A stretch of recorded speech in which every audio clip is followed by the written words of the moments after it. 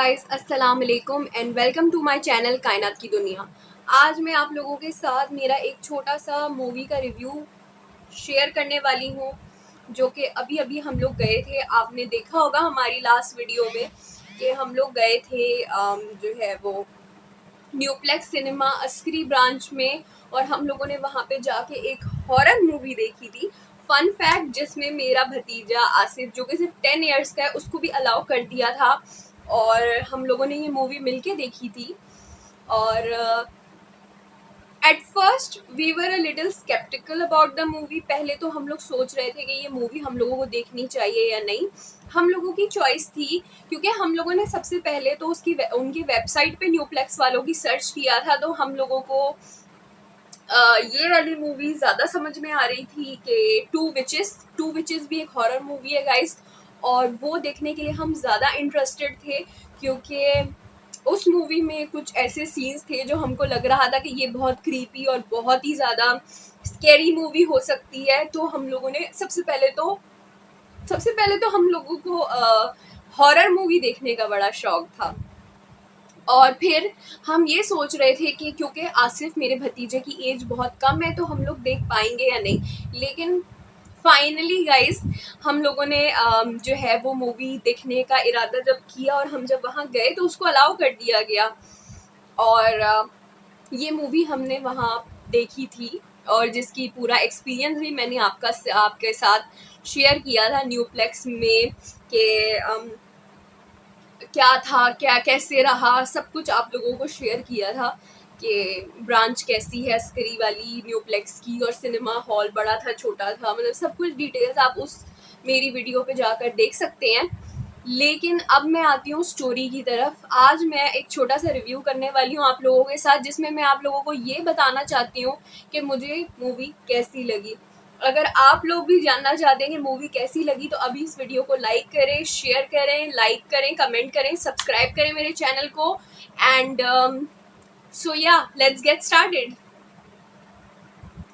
अच्छा गाइस, सबसे पहले तो मूवी की कास्ट मैं आपको बता दूं। मूवी का नेम है pray for the devil, okay, not pray for the devil, it's not PRAY, it's PREY, यानी कि एक प्रे यानी कि एक, मतलब क्या कहते हैं, विक्टिम, जिसको मतलब डेविल ने अटैक करना है, डेविल उसको चाहता है, तो ये उसका ये मतलब हुआ। कास्ट में जिन्होंने सिस्टर एन का रोल किया है उन एक्ट्रेस का नाम है Jacqueline buyers, she is a English actress. और जिन्होंने छोटी एन का रोल किया था उस एक्ट्रेस का नाम था डिबोरा सिचिवा। I don't know, I can't pronounce their names because I cannot pronounce their names. अच्छा, एक बच्ची जिसने रोल किया था इस मूवी में एज पेशेंट जो कि हॉस्पिटल में आती है, उसका नाम पोजी टेलर ने उस मूवी में ये कैरेक्टर प्ले किया था, नताली का। इसका कैरेक्टर पोजी टेलर ने, जो कि एक स्मॉल और बहुत क्यूट खूबसूरत सी बच्ची है, इसने ये कैरेक्टर प्ले किया था। फिर फादर क्वीन का रोल प्ले किया था कोलिन सैलमन ने। फिर डॉक्टर पीटर का रोल किया था वर्जीनिया मैडसन ने, और Ben Cross as Cardinal Matthews, और उसके बाद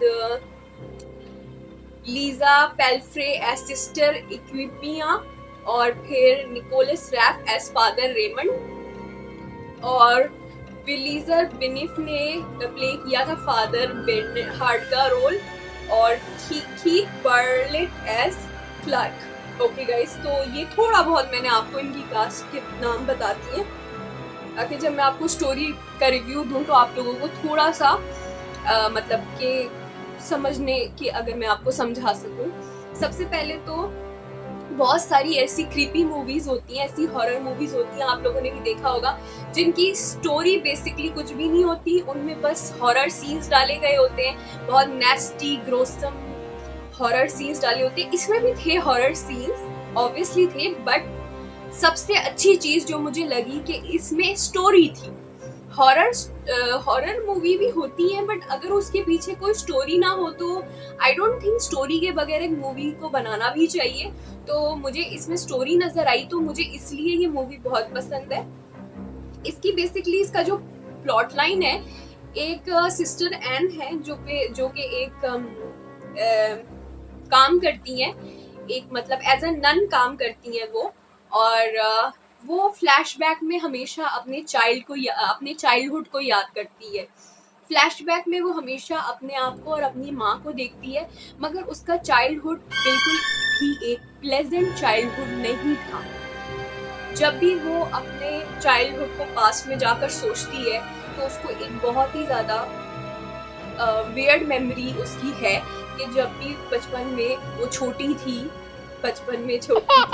तो उसकी माँ उसके बालों में जब भी ब्रश करती थी, उसके बाल को सीधा करती थी, तो उसकी माँ के अंदर क्योंकि एक डीमन था, तो वो बहुत ज़्यादा कभी कभी अपनी बेटी के साथ वायलेंट हो जाती थी और बहुत ज़्यादा उसको टॉर्चर करती थी। और वो जब भी सिस्टर एन ये वाली मेमोरीज जो है वो याद करती है तो वो बहुत ज़्यादा उसको तकलीफ होती है, दुख होता है, मगर साथ ही साथ वो अपनी माँ से बहुत प्यार करती थी और वो एक बहुत अच्छी इंसान भी है। तो जिस अब चर्च में वो काम करती है, या जो मुझे समझ में आया जिस चर्च में वो काम करती है, वहाँ पे एक छोटी बच्ची का दाखिला होता है जिसका नाम है नताली, और पोजी टेलर ने ये कैरेक्टर प्ले किया है। अब जो ये बच्ची है ये भी पोजेस्ड है, ठीक है, और सिस्टर एन को बहुत अच्छा लगता है लोगों की हेल्प करने का, क्योंकि उसको उसकी माँ ने बताया था कि तुम में कुछ ऐसी ताकतें हैं कि तुम्हारे अंदर पॉजिटिविटी है कि तुम डीमन से फाइट कर सकती हो। जिस तरीके से उसकी माँ में भी ये ताकत थी कि वो डीमन से आखिरी तक लड़ती रही। हालांकि उसकी माँ के अंदर एक डीमन था, लेकिन उसकी माँ एंड तक फाइट करती रही अपने अंदर आके डीमन से, और उसने कभी भी हार नहीं मानी। तो सेम चीज़ सिस्टर एन में भी थी, और वो लोगों की हेल्प करती थी, और वो उसका जॉब भी था जिसके लिए फादर ने उसको हायर किया था। अब हॉस्पिटल में वो जो बच्ची आ गई जिसका एग्जॉर्सिज्म होना था, वहाँ पे एग्जॉर्सिज्म वो होता है जो प्रीस्ट वगैरह करते हैं उन लोगों पे जो पोजेस्ड होते हैं। बेसिकली उनके ऊपर किसी गोस्ट का, किसी जिन्नात का कब्जा हो जाता है, उन लोगों के लिए प्रीस्ट को बुलाया जाता है, उन पे एग्जॉर्सिज्म किया जाता है और उनको क्योर किया जाता है उस तरीके से। तो नताली को बुलाया गया, मगर नताली के अंदर जो डीमन था वो बहुत ज़्यादा स्ट्रॉन्ग था, और वो इस किस्म का था कि वो जब उस मोड में आती थी कि जब वो डीमन उसको ओवर पावर कर लेता था, तो वो किसी के कंट्रोल में नहीं आती थी। अब जो सिस्टर एन है वो बहुत ज़्यादा एक ऐसी लेडी है जिसके अंदर बहुत ज़्यादा मतलब करेज है, वो डरती नहीं है, और वो नताली की हेल्प करना चाहती है, क्योंकि वो बच्ची बहुत स्वीट है, बहुत फ्रेंडली है। जब वो नॉर्मल होती है तो वो बच्ची बहुत ही स्वीट होती है सिस्टर एन के साथ। तो अब ये है कि जब वो इस मोड में आ जाती है तो समहाउ एन उसको कंट्रोल कर पाती है, क्योंकि एन की जो उसके अंदर जो अच्छाइयाँ हैं वो बहुत ज़्यादा है, और वो ऐसे सिचुएशन में भी नताली को कंट्रोल करने की उसमें ताकत है कि जब वो उसको आवाज़ देती है, जब वो फुल अपने डिमोनिक अवतार में आ चुकी होती है, और फिर भी सिस्टर जब एन उसको आवाज़ देती है तो समहाउ वो उसकी बात मान लेती है और वो नॉर्मल हो जाती है। ये सीन में दिखाया है कि वो बिल्कुल ज़्यादा किसी से कंट्रोल नहीं हो रही थी, प्रीस्ट से, फादर से, किसी से भी नहीं। और जब सिस्टर एन ने उसको आवाज़ दी कि Natalie Natalie, I can hear you, I am here for you, मैं तुम्हारे साथ हूँ, तो ये अल्फाज सुन के वो बच्ची नॉर्मल हो जाती है। अब जब वो बच्ची नॉर्मल हो जाती है तो वो बिल्कुल सही हो जाती है, और वो मतलब कि फिर उसको प्रीस्ट वगैरह डिसाइड करते हैं कि उसको दूसरे हॉस्पिटल में शिफ्ट कर देंगे। मीनवाइल दोबारा से फ्लैशबैक आ रहे होते हैं एन को। एन सोच रही होती है कि यार मतलब कि क्यों ये सब हो रहा है, क्यों इतने ज़्यादा उसको पुरानी यादें आती हैं, क्यों उसकी लाइफ में इतने मसले मसाइल हैं। फिर इसी के दौरान एक और भी एक यंग सा लड़का होता है जो उसका आई थिंक कोवर्कर होता है वहाँ पे जहाँ पे वो काम करती है, और उसकी एक सिस्टर होती है जिसको प्रीस्ट वगैरह भी कंट्रोल नहीं कर पाते, उसके अंदर भी बहुत बड़ा एक डीमन होता है।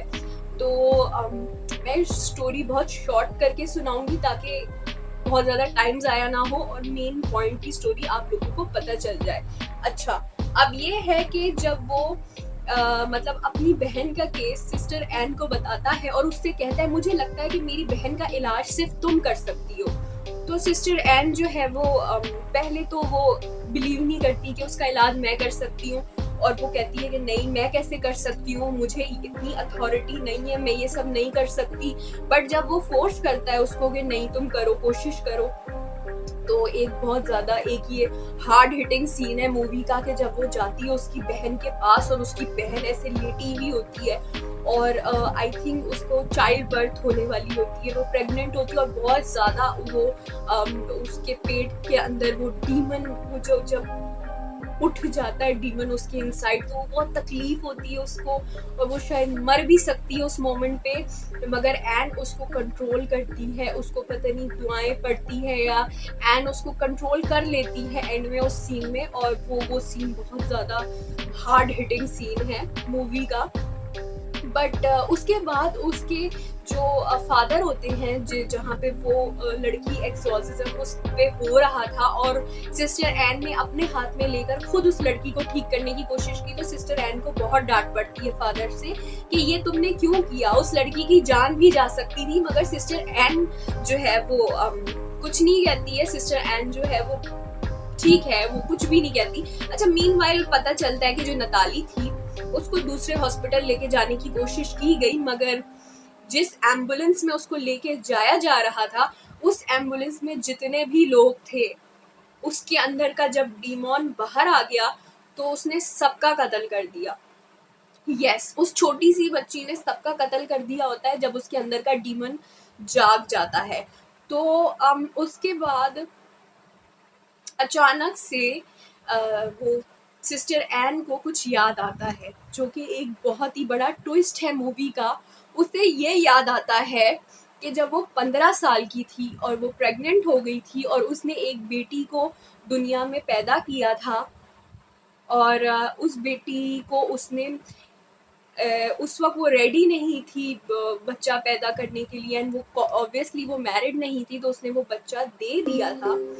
पता चला कि वो बच्चा ही नताली थी जिसका वो ट्रीटमेंट कर रही होती है और जो डीमन उस बच्ची के अंदर होता है बेसिकली वही डीमन एन की माँ के अंदर भी था जिससे वो आखिर तक लड़ती रही। और अब ये डीमन उसकी बेटी के अंदर भी चला गया है, नताली के अंदर, और अगर वो उसे नहीं कोशिश करके ठीक करेगी तो उसकी बेटी मर सकती है।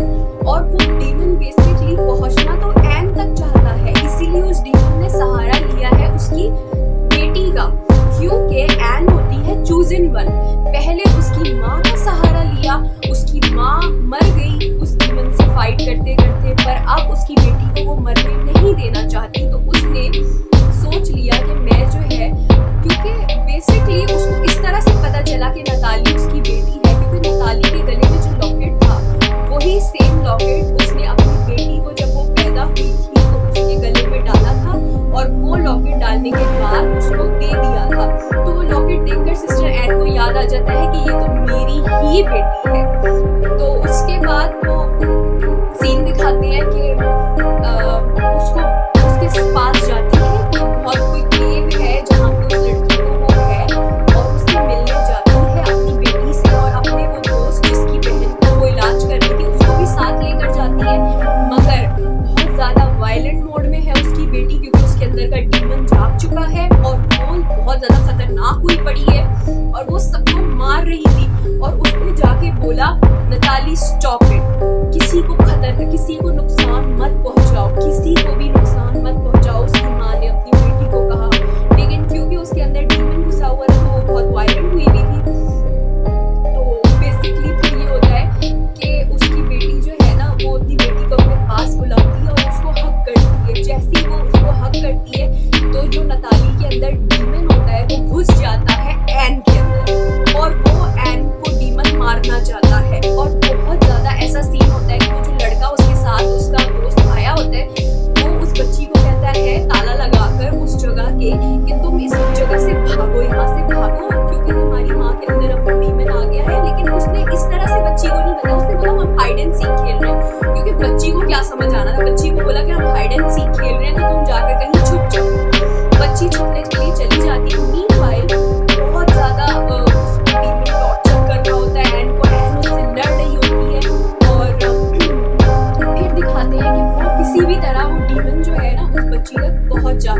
और वो अपनी बेटी को मारने लगती है, अपने हाथ से अपनी बेटी को वो जान से मारने लगती है। लेकिन जब वो मारने वाली होती है अपनी बेटी को तो वो रुक जाती है। उसको वो याद आ जाता है कि मेरी माँ तो आखिर तक उस डीमन से लड़ती रही। उसकी माँ की आवाज़ उसके कानों में गूंजती है कि नहीं, और इसी तरह उसकी अंदर की अच्छाई भी बोल पड़ती है क्योंकि वो चोजन वन होती है।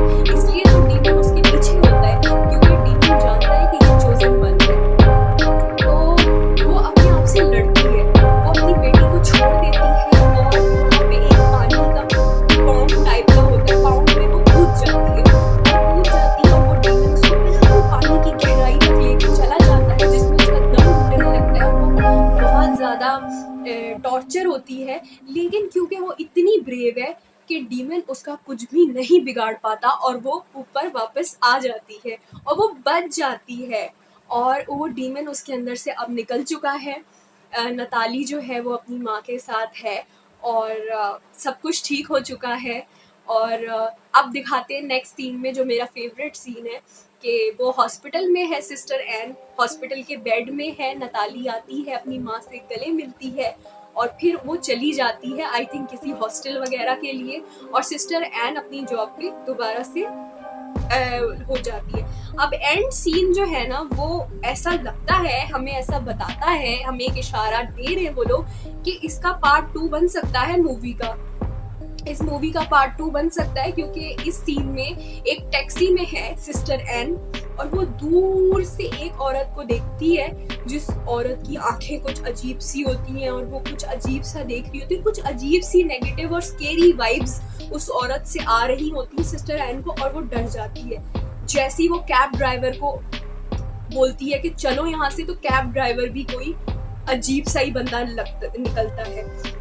और जैसे वो इस तरफ घूम के देखती है तो वो देखती है कि शायद कोई डीमन वापस आ गया है, और वो डीमन उसको कहता है हेलो हाउ आर यू, मतलब उसको हालचाल पूछता है, और बस वहां पे मूवी का एंड हो जाता है। अब ये देखना बहुत ज्यादा मजेदार होगा कि अगर इसका सीक्वल आता है, कि अगर ये मूवी दोबारा से इसका पार्ट 2 बनता है, लोगों को कैसी लगती है ये मूवी। मुझे पर्सनली तौर पे ये मूवी बहुत अच्छी लगी, इसकी स्टोरी बहुत अच्छी लगी। एक मैसेज इस मूवी ने हमें दिया है कि बुराई की ताकत चाहे जितनी बड़ी हो, लेकिन अच्छाई उसको ओवरकम कर सकती है। अच्छाई की हमेशा जीत होती है अगर ईमान हो, अगर मतलब कि अपने अंदर की अच्छाई का पता हो, और अगर हमारे अंदर की फाइटिंग स्पिरिट हो। तो ये था आज का मूवी का रिव्यू। ये 2002 की मूवी है और मैं ज़रूर रिकमेंड करूंगी कि अगर आप लोग न्यूप्लेक्स जाएं तो ये मूवी आप लोग ज़रूर देखें। और मौला जट भी आई हुई, अगर पाकिस्तानी मूवी देखनी है तो आप वो भी देख सकते हैं, वो भी न्यूप्लेक्स में अभी ऑन हुई भी है। तो मिलूंगी आपसे फिर मैं अपने नेक्स्ट वीडियो में। तब तक के लिए मेरी वीडियो को लाइक कीजिए, शेयर कीजिए, मेरे चैनल को सब्सक्राइब कीजिए और बेल नोटिफिकेशन को ज़रूर प्रेस कर दीजिए ताकि आने वाली हर वीडियो का नोटिफिकेशन आपको मौसूल होता रहे। अल्लाह हाफिज़।